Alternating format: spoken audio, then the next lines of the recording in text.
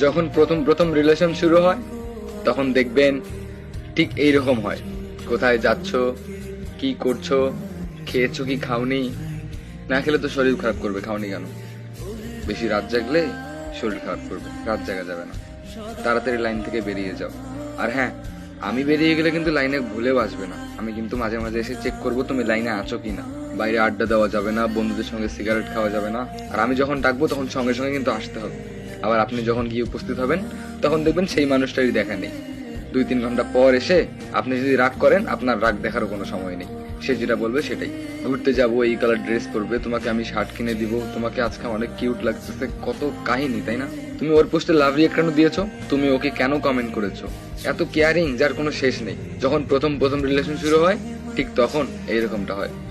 কিন্তু যখন একটু পুরাতন হয়ে যান, যখন একটু দিন বাড়তে লাগে, যখন মাস পেরিয়ে বছর চলে আসে, তখন দেখবেন প্রথমে যেমনটা ছিল, কেয়ারিং, এত গুরুত্ব, কোথায় যাচ্ছ, কি করছো, মানে এত সিকিউরিটি যার কোনো শেষ নেই, সেই সিকিউরিটিটা আস্তে আস্তে কমে যাচ্ছে।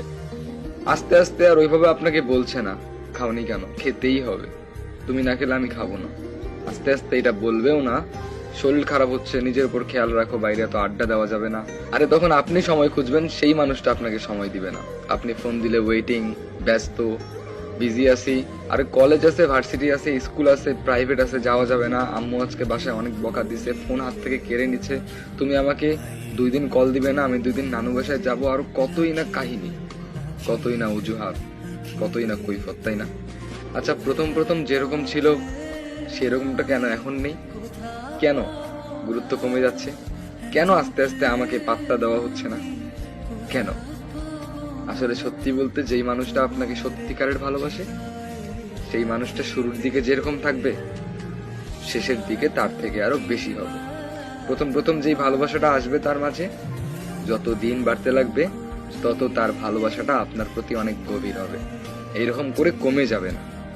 যে সত্যিকারের ভালোবাসে সে সারা জীবন পাশে থাকবে, ছেড়ে যাবে না।